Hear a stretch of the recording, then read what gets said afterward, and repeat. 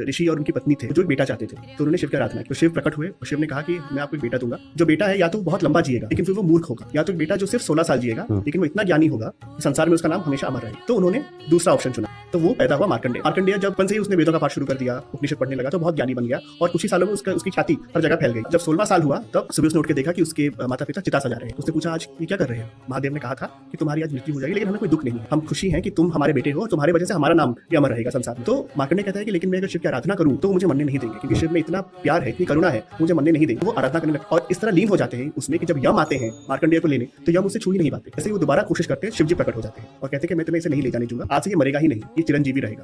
तो यम कहते हैं लेकिन ये तो रूल्स के खिलाफ है, जो जन्म लेता है उसे मरना पड़ेगा और मेरा कर्तव्य है एज यमराज कि इसे मैं करूं। तो चाहे आप भगवान है लेकिन आप मेरे काम के अंदर आप बाधा नहीं डाल सकते। तो दोनों में आर्गुमेंट शुरू होता है और शिवजी यमराज को मार देते, क्योंकि शिवजी ने खुद मृत्यु को मार दिया, खुद मृत्यु के भगवान है, जो खुद काल है, तो इसलिए उनको महाकाल या कालजयी या कालांतक ये नाम दिए।